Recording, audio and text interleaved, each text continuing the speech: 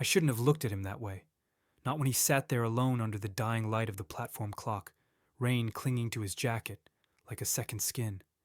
But I did, and it changed everything. My name's Liam.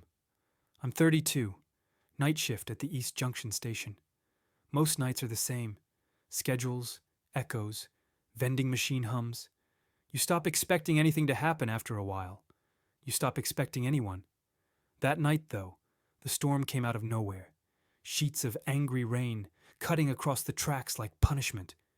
The loudspeakers kept announcing delays no one needed to hear. I was the only staff left. That's when I saw him.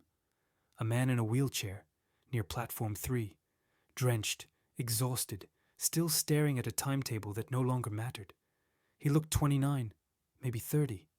His hair was plastered to his forehead, his hands trembling slightly on the wheels. I walked over, my boots slick on the floor. "Sir, the last train's gone." He exhaled, the kind of breath you only release when you've lost more than transport. "I know." He didn't ask for help, didn't look up, just stared at the wet reflection of his own face in the dark window. "Do you have somewhere to stay?" "No," he said quietly, "and no money for a taxi. My card stopped working last week." His voice cracked, like something barely holding on. "It's fine. I'll wait." The platform wind pushed through the open door. He shivered. I saw it, the kind of exhaustion that goes beyond the body, the part that makes a person stop asking for warmth. "You can't stay here. The temperature drops fast at night." I hesitated. "There's a staff room." "Warm. Coffee machine still works. You don't have to sleep out here." He looked up finally, his eyes, not pleading, not proud, just searching. "Would that be allowed?" I shrugged. "Probably not. But who's watching?" He smiled faintly, the first trace of something human against all that cold. "Then, thank you." I took the handles of the chair without asking, but he guided me, slow, deliberate, his hand brushing mine once. The metal of the chair was icy. My fingers hummed where our skin touched. Inside the staff room, the fluorescent light buzzed like an insect. The damp from our clothes turned the air heavy. I set down 2 cups of vending machine coffee, both steaming like fragile promises. "I'm Liam," I said. He nodded. "Ethan." We didn't speak for a long time. The rain carried on outside, rushing against the windows like memory trying to get in.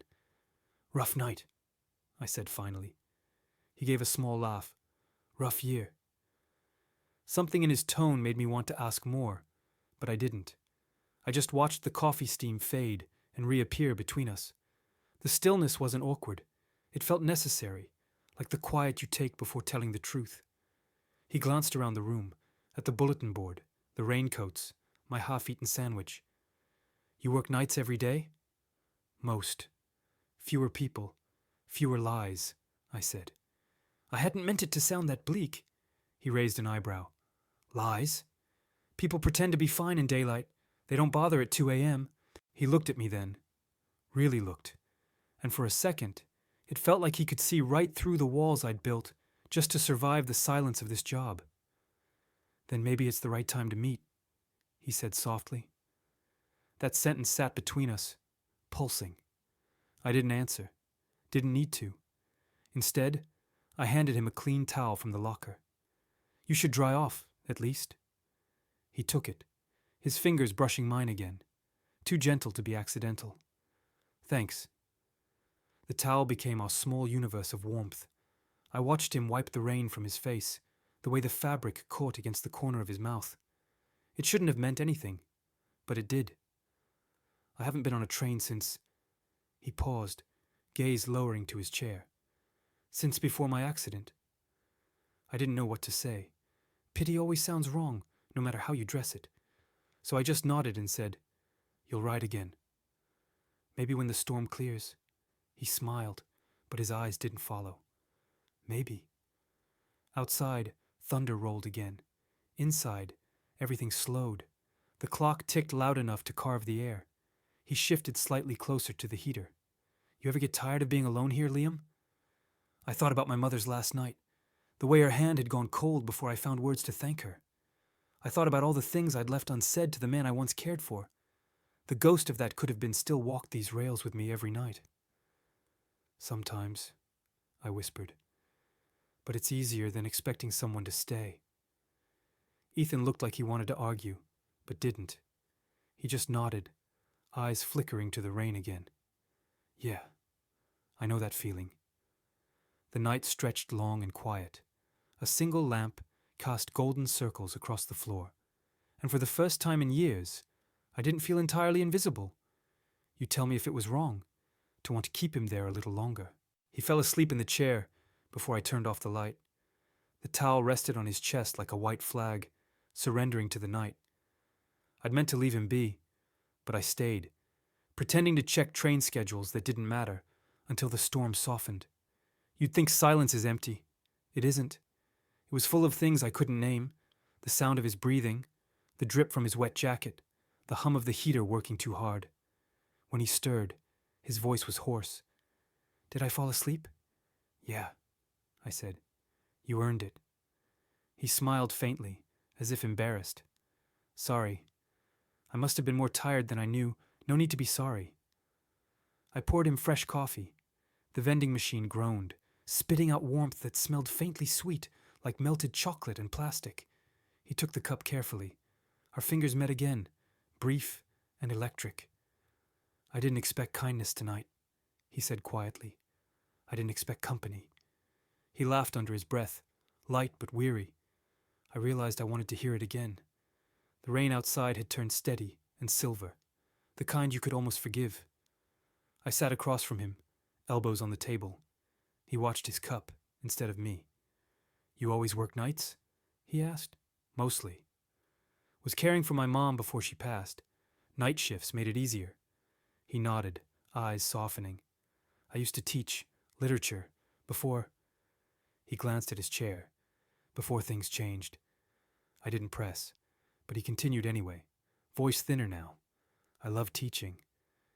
Kids were chaos and honesty mixed together.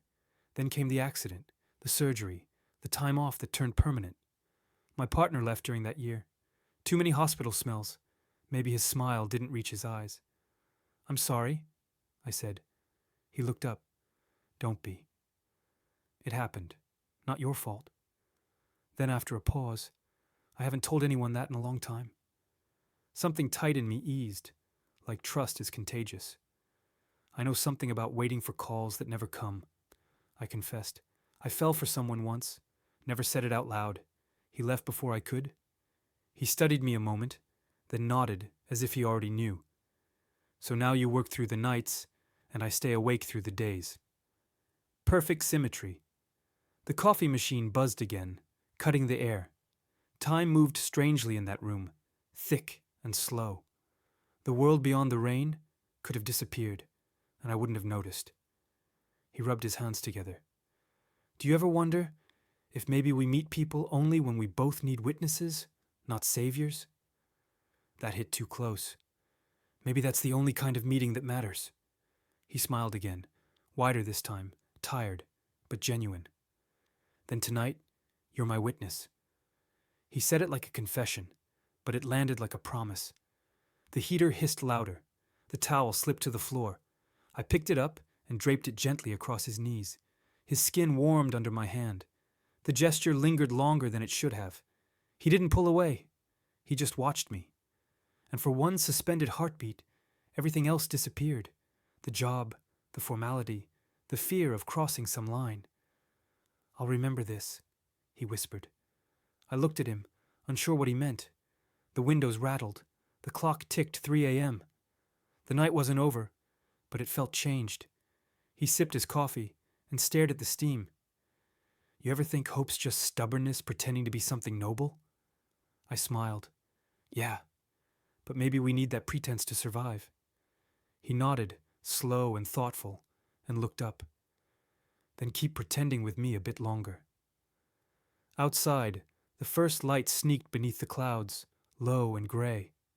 I didn't want dawn to come. If you had been there, you'd understand how two strangers, half broken and half awake, could sit in silence and still feel seen.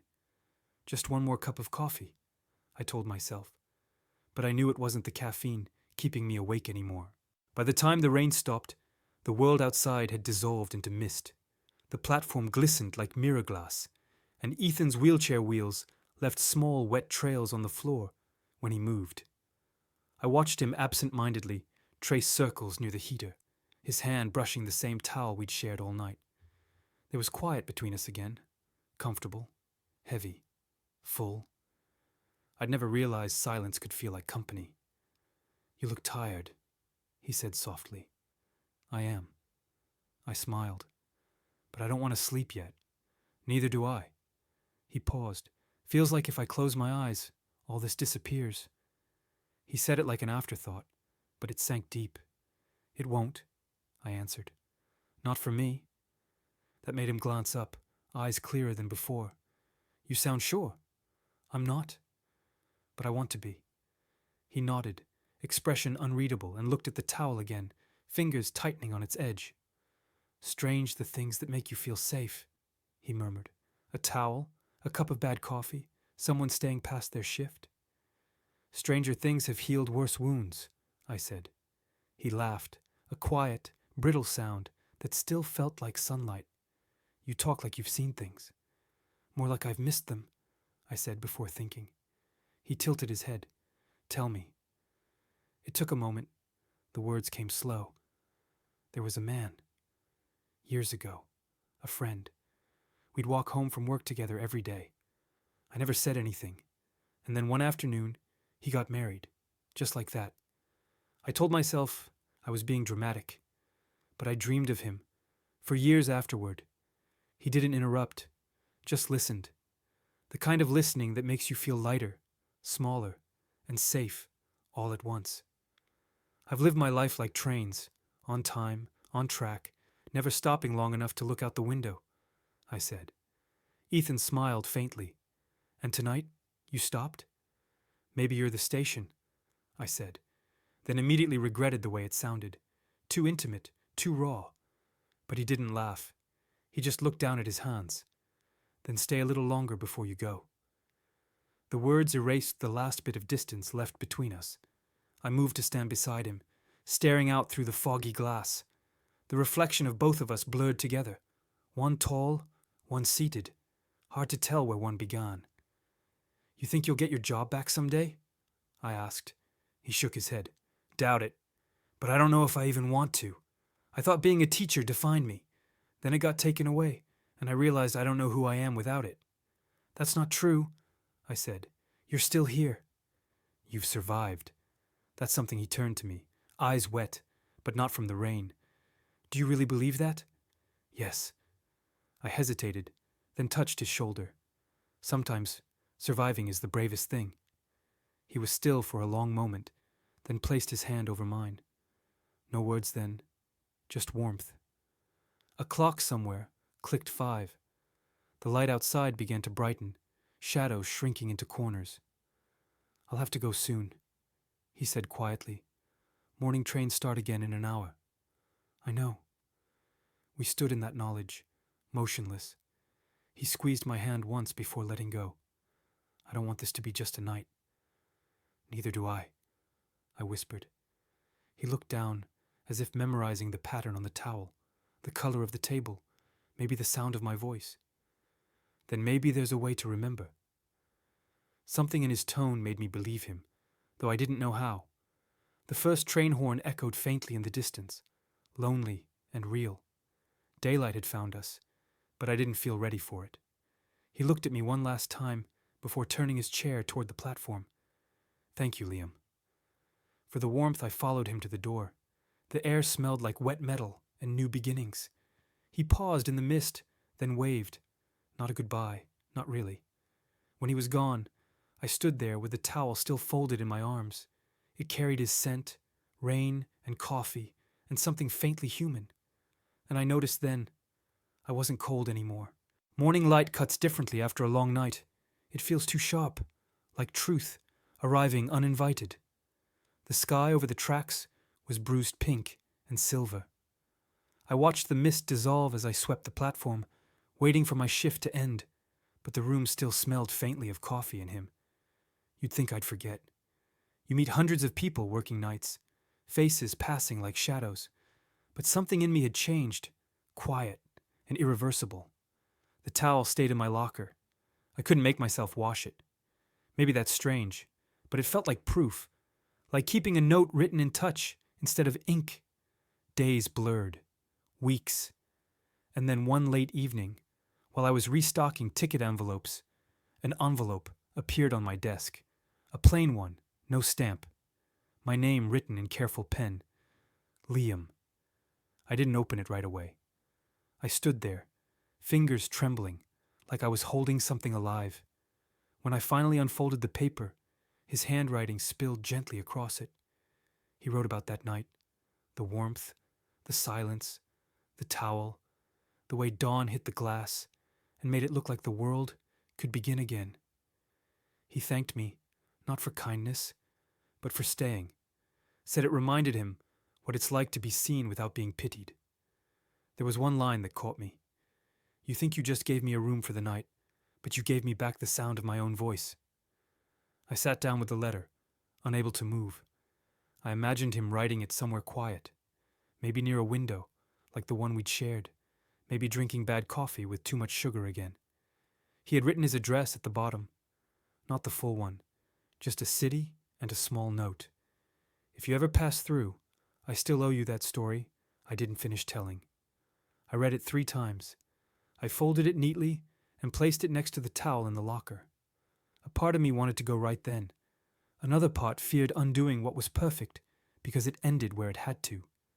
That night, the storm came back, softer this time. The sound against the roof brought everything rushing back. His voice, his half smile, the way he watched the steam curl from the cup like it held memories instead of heat. At 3 a.m., I went upstairs to the staff room and sat in the same chair he had. I poured myself coffee, set his empty cup beside it. The room looked smaller, maybe because it was too full of ghosts.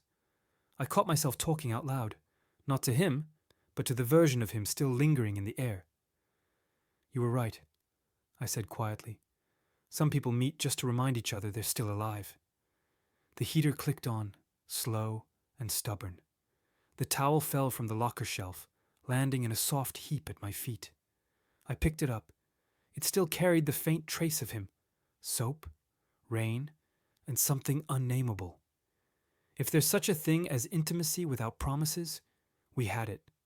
Something rawer than love, maybe gentler. A shared pulse in a forgotten place.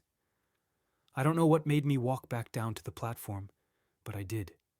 The sky was clearing again, and in the reflection on the window, I saw myself standing alone, holding that towel like a letter never sent. For a moment, I imagined him beside me again, the sound of his wheels gliding softly over the floor, his laugh breaking the still air. It hurt and healed at the same time. Ethan, I whispered. The name tasted warm. Maybe connection isn't about staying. Maybe it's about recognizing yourself in someone else's quiet for a single night and carrying that light on after. The dawn horn blew again. I smiled. You tell me if it's foolish to hope that somewhere he's watching the same sunrise and thinking, just for a heartbeat, the same thought. It's been 47 days since that night. I counted, though I told myself I wouldn't. Routine wraps around me like armor again. Tickets, schedules, voices through static. Still, every time rain hits the station roof, my chest tightens. The heater clicks the same rhythm it did then. And sometimes, I think I hear him laugh. That evening, I found another letter. It came through the station's courier box, folded without envelope this time. Just my name, in small handwriting.